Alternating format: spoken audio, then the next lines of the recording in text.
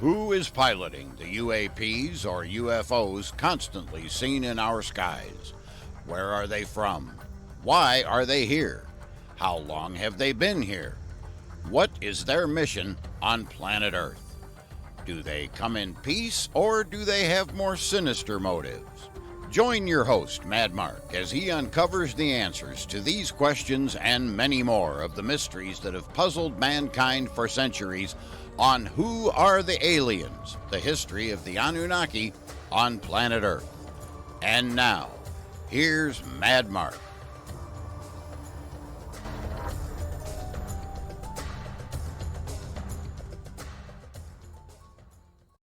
Today's episode, The Great Flood and Sex Between the Gods and Mankind.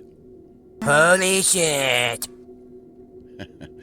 Hello, everyone, and welcome to Episode 7 of Who Are the Aliens? The History of the Anunnaki on Planet Earth.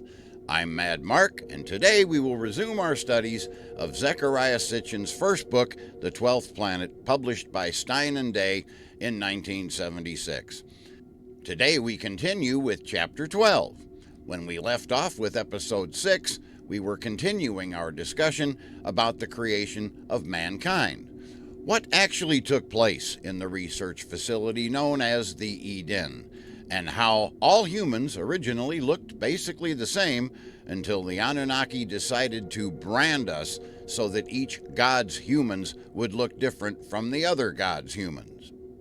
So, after the Eden was forcibly shut down by Enlil, the humans were forced to leave not only the Eden facility, but Mesopotamia in general, and settle east of there. Were the humans eventually allowed to return to Mesopotamia? Of course. But we don't know the exact date. All we are told is that it happened during the time of Enosh. The Bible is in such a hurry to get to the story of the deluge that it skips much of this information and instead gives us a rundown on the patriarchs who followed Enosh. One of these was Enoch, who was very important on a number of levels, not the least of which was the fact that at age 365 he was carried aloft by the deity, never again to return to earth. Then, a few generations later, the man of many names, Utnapishtim in Akkadian, Ziusudra in Sumerian, and Noah in the Bible is born. And by this time, humanity is undergoing great hardships. Obviously, we do not have any climate data from those days. However, having recently exited the Ice Age, we can assume that the Earth was undergoing great climate changes and shifts, sort of similar to today. The rains were not coming. The land was not producing healthy crops, and on the poles, a lot of snow and ice was melting. A lot.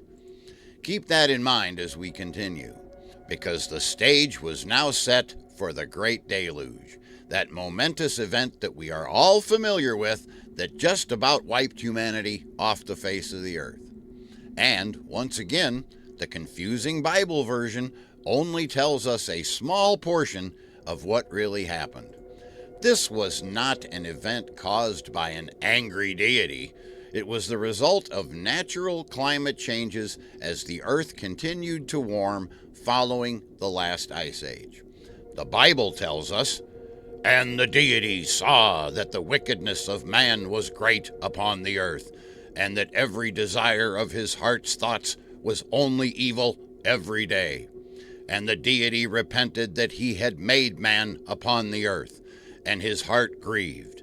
And the deity said, I will destroy the earthling whom I have created off the face of the earth." Oh, bitch, bitch, bitch!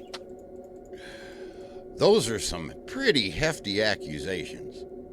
Those darn humans are at it again. It seems as though everything we did in those days pissed God off. First the Tower of Babel, then we get the knowing and the ability to procreate, and now this. But I find myself wondering once again, how did the creator of the universe not see this coming? Weren't we always taught that he sees and knows everything, even before it happens? So what exactly was this? What was this evil, this terrible thing that man had now done that angered this deity so much that he wanted us wiped from the face of the earth? These accusations by this deity are not very specific. Scholars and theologians alike can find no satisfactory answers as to what sins or violations could have upset this deity so much. He does continually use the word flesh in his accusations and judgments. Could it be that now, having acquired the ability to procreate, man had turned into a bunch of sex maniacs? Giggity, giggity, giggity, giggity. You know, it's hard to accept the fact that this deity would choose to wipe mankind off the face of the earth simply for having sex with their wives.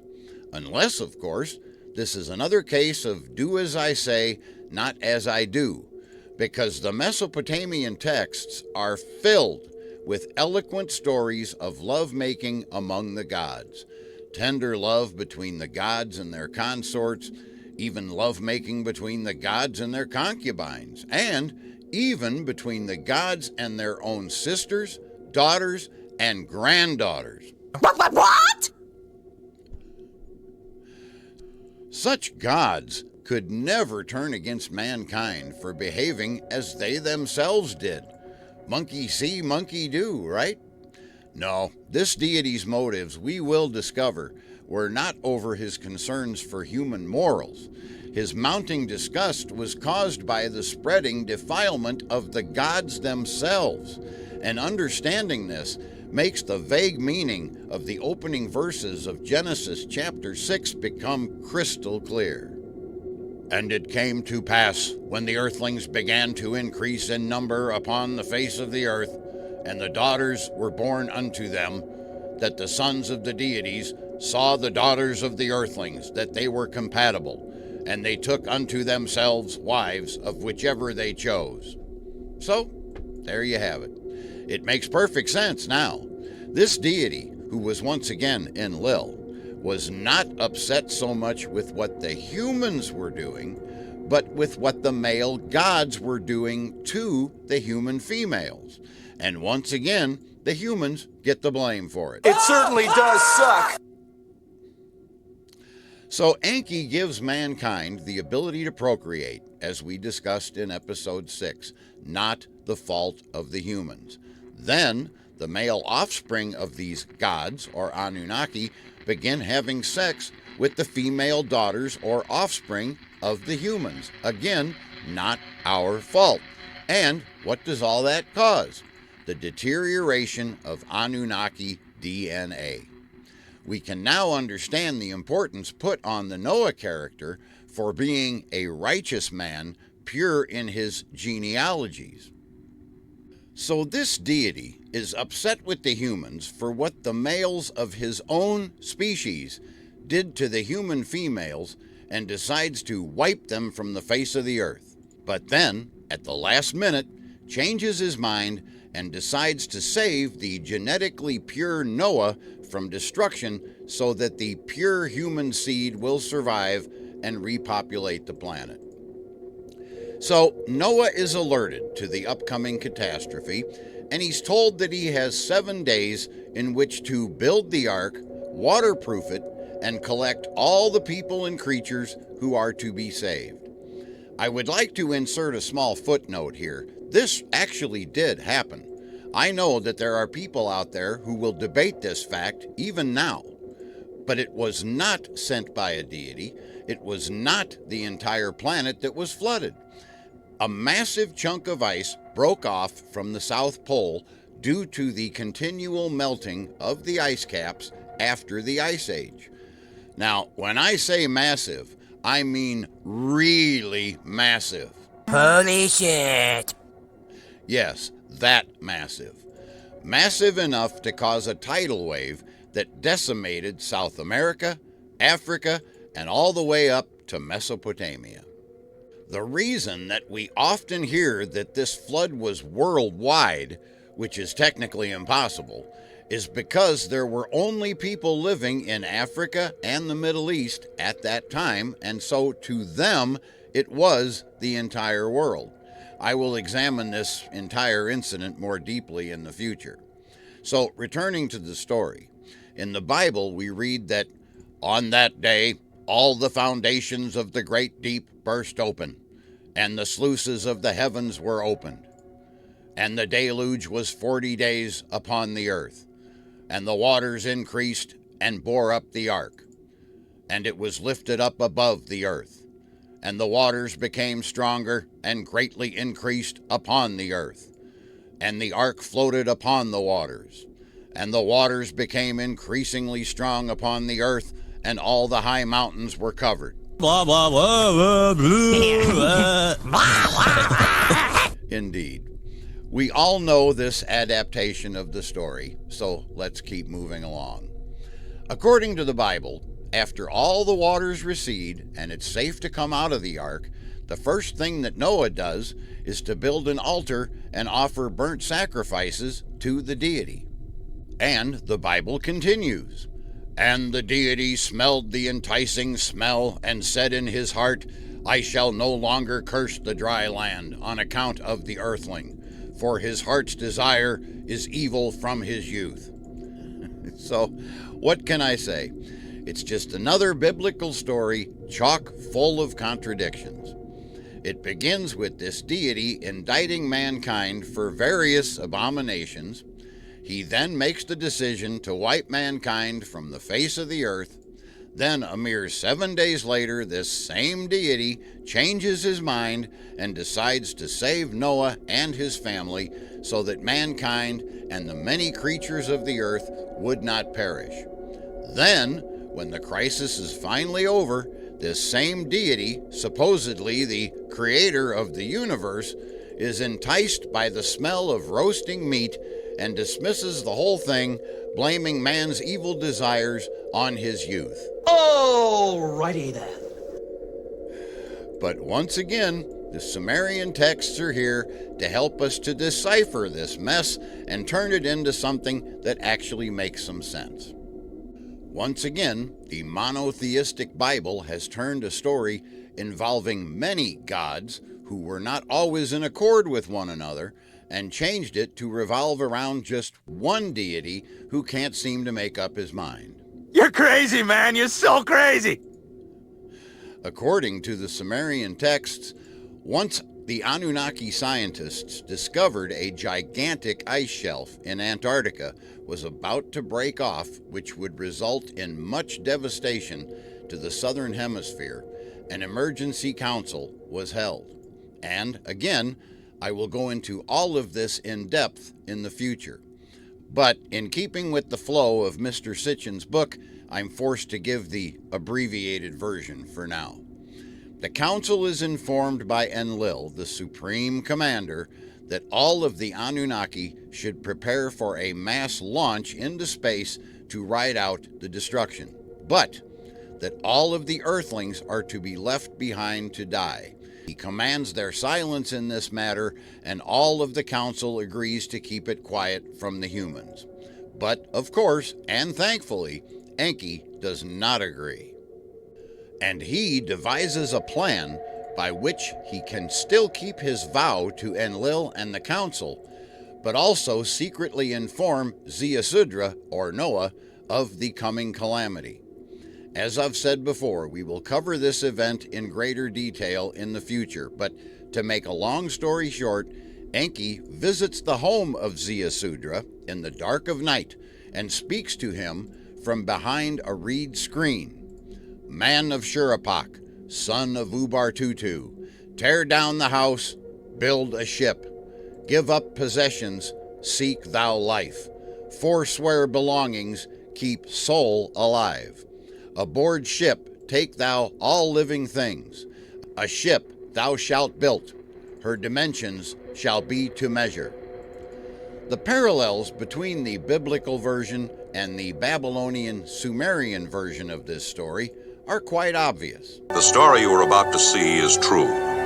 The names have been changed to protect the innocent. A deluge is on the way, which will devastate the area. One man is forewarned and instructed to build a boat in order to save himself, his family, and the seed of all living things. Yet the Babylonian Sumerian version, which was written thousands of years before the biblical version, is much more plausible. The decision to let humanity be destroyed and the effort to save some of them are not contradictory acts of a single deity, but in fact the acts of two different deities. And the decision to warn and save the Noah character is the defiant act of Enki alone, acting in secret and contrary to the wishes of Enlil and the Anunnaki Council. This decision by Enki is just another example of the growing animosity between he and his brother Enlil. We see an example of this as the Babylonian Sumerian tale unfolds. Ziusudra responds to Enki with an obvious question. How could he ever explain to the other citizens of Shuruppak the construction of this vessel and his abandoning of all his possessions? Enki replies, "Thou shalt thus speak unto them. I have learnt that Enlil is hostile towards me, so that I can no longer reside in your city, nor set my foot in Enlil's territory. To the Apsu I will therefore go down, to dwell with my lord Enki." Hey gang, Mad Mark here to let you know that I now have new t-shirts available for my show, Who Are the Aliens? The History of the Anunnaki on Planet Earth. You can find these cool new shirts by searching Who Are the Aliens shirts on Amazon, or by clicking the link on my website at madmarktv.com. They are available in a variety of sizes and colors with delivery through Amazon, a name you know and trust. That's the all-new Who Are the Aliens t-shirts, just like the one you see me wearing right here. Get yours now.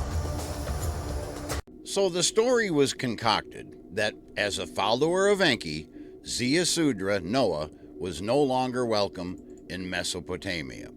Thus, he was building a boat with which he could travel to the lower world, otherwise known as South Africa, where he could dwell in the land of his lord Enki.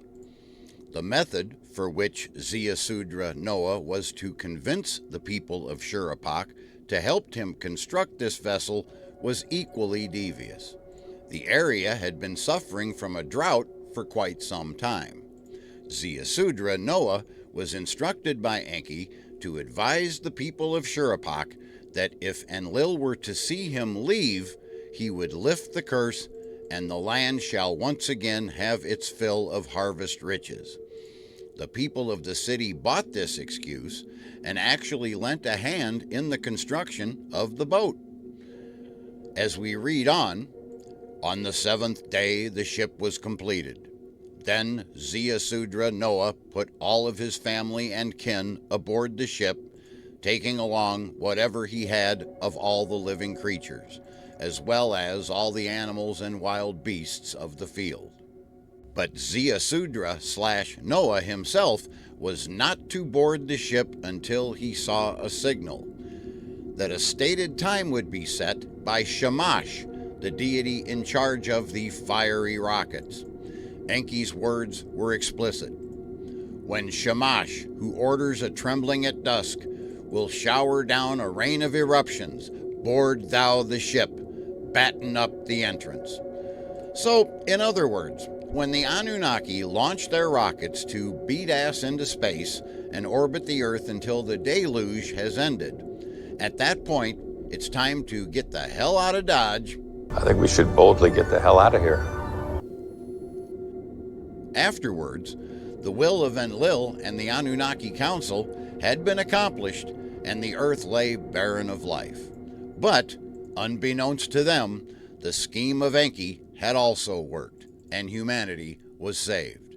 Now, the biblical version of this story, it is Yahweh who is enticed to Noah's location by the smell of the cooking meat and proceeds to immediately forgive mankind and vows to never again destroy the earth with a flood, and all is well.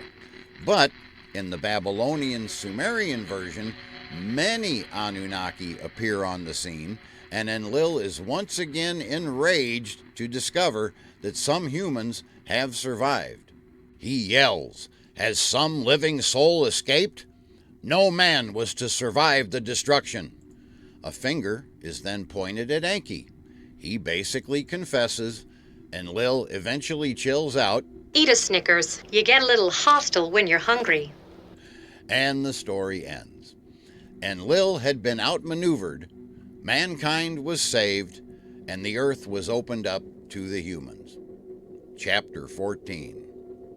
Okay, remember earlier in the deluge story when I mentioned that Zecharia, Noah, was able to convince the people of Shuruppak to help him build the ark by convincing them that upon seeing him leave Mesopotamia, Enlil would surely lift his curse upon the land and harvests would once again be plentiful? I didn't have time to go into all of it then, so let's cover it now. Consider this a prequel to the Noah story, if you will, because there were terrible conditions in the land in those days that the Bible fails to mention, but that the Sumerian texts cover in great depth. It all goes back to the events immediately following Enlil's closure of the Eden facility and the expulsion of the humans from the entire area. The humans now had the ability to procreate, and procreate they did. And the more they did, and the more their population grew, the angrier Enlil became. Oh, bitch, bitch, bitch! The Sumerian texts go on to tell us the land extended, the people multiplied. In the land, like wild bulls, they lay. The god over that area got disturbed by their conjugations. In other words, their sex was too loud. The text continues. The god Enlil heard their pronouncements and said to the other great gods, "Oppressive have become the pronouncements of mankind. Their conjugations deprive me of sleep." Enlil, once again cast as the prosecutor of mankind, then ordered a punishment, calling for the decimation of mankind through pestilence and sicknesses. But Enlil's scheme did not work.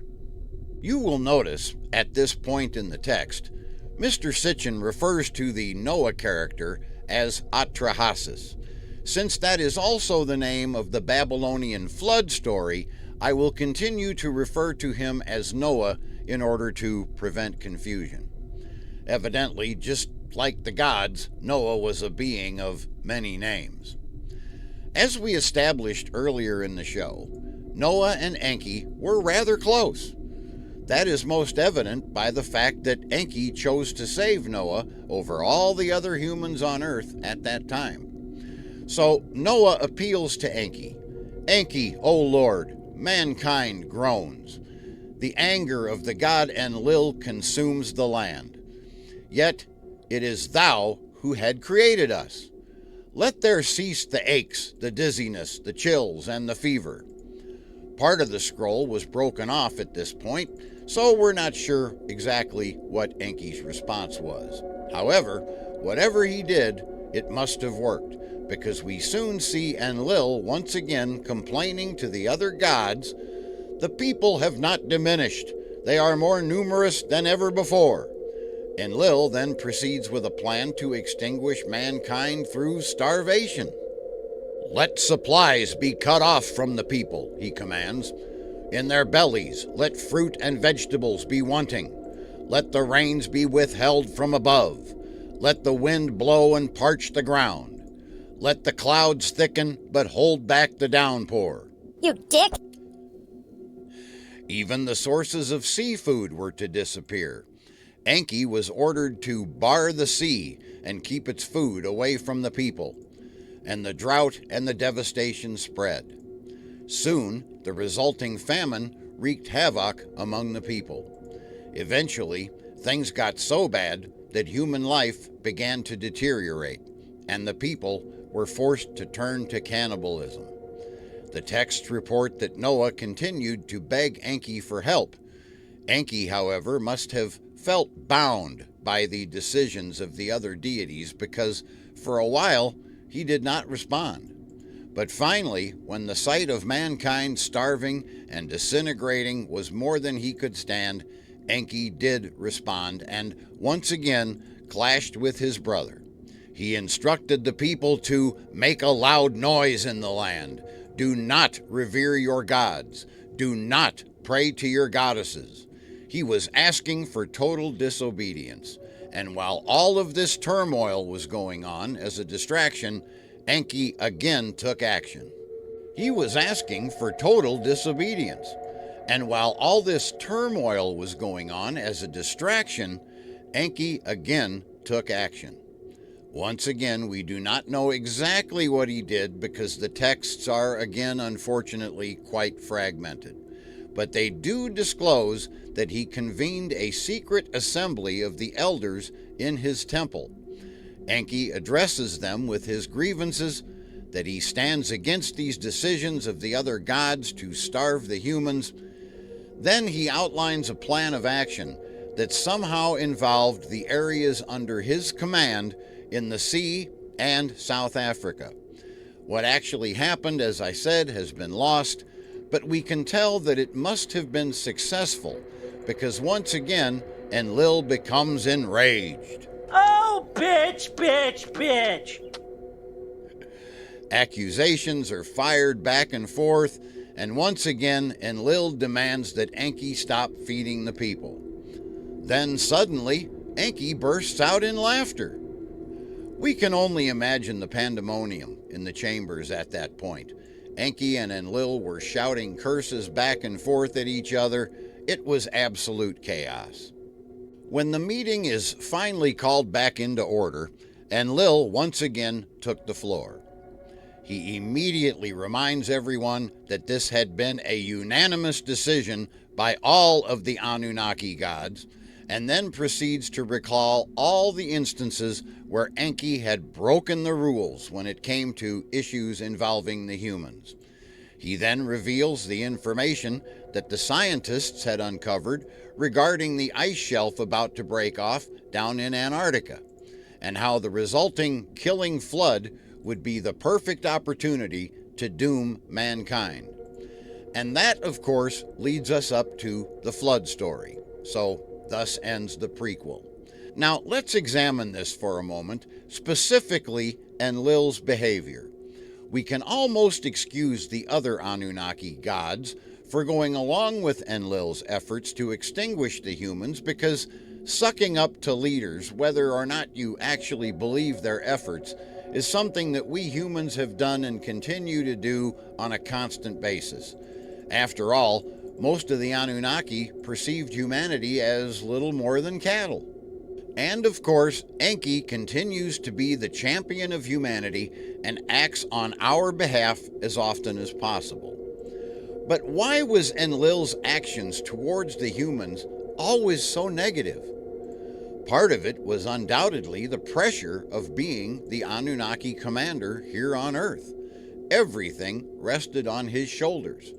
The success of the entire Anunnaki mission here on Earth was on him. And the fact that his father was the leader of Nibiru, the home planet, probably added to that pressure. You know, I have a close friend who has spent the majority of his life working for his parents, so I know firsthand what a heavy burden that can be. But that wouldn't explain all of Enlil's behavioral issues, so let's dig a little deeper. Is he a narcissist? Well, he certainly does exhibit various narcissistic behaviors. He likes to run a tight ship, and he expects everyone under him to fall in line with all of his decisions. Which is obviously why he has so many issues with Enki. But most narcissists will occasionally show compassion as well. And it appears that Enlil has all but lost that ability. So there's something else going on inside him. So let's dig a little deeper. I believe that Enlil's anger and negativity towards the humans stems out of fear. Allow me to explain. Let's remember that a few episodes back, I mentioned that once the settlements were up and running, there were 600 Anunnaki on Earth. Since that time, we've also mentioned that a few of them have had children. So let's be extremely generous and say that perhaps there were 700 to 800 of them on Earth by the time of the flood. And we also learned that once given the ability to procreate, the humans reproduced at an alarming rate. I don't think that it is out of the question that by this same time, there were probably 3 to 4 times as many humans on Earth as there were Anunnaki, if not more. And we already know that Enlil was fearful of what the humans were capable of when they organized. Case in point, the Tower of Babel incident, where upon seeing what the humans had created, Enlil proclaimed, "And this is only the beginning of what they will do, and nothing that they propose to do will now be impossible for them." Those are the words of fear, the words of a controlling person who feels that he is about to lose control. Fear is a strong motivator. It can convince people to do things that they would not normally do, or respond to a situation with great cruelty, which I believe was the motivation behind Enlil's attempts to destroy humanity.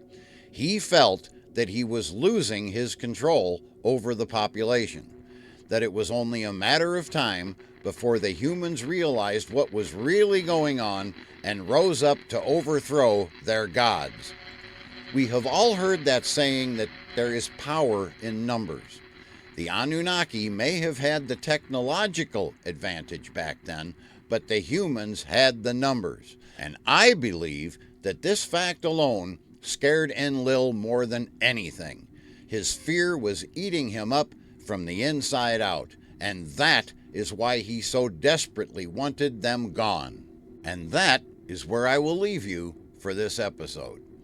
You have quite a lot to digest there, and we have so much more to cover and learn. I mentioned earlier in this episode that on future episodes we would be diving into the flood story in more detail, and that is exactly where we will begin on the next show. I can hardly contain myself. Me neither. I'm Mad Mark, and I sincerely hope that you have enjoyed this episode. If so, please like, share, and comment. It helps so much. And also tell your friends and help spread the word about this program. Also, if you have any questions regarding the content discussed on this show, just message me through madmarktv.com or on any of my social media platforms. I also wish to remind everyone that listening to this podcast is no excuse to not read the book that we are discussing here, The 12th Planet by Zecharia Sitchin. It is an amazing work, and I'm leaving out much information in order to keep the podcast flowing properly. So do yourselves a favor and read that book. Today we have taken yet another step in our ongoing journey to discover the truth. I promise you that things will get more and more interesting the further we delve into this topic of who are the aliens, the history of the Anunnaki on planet Earth. Bye for now.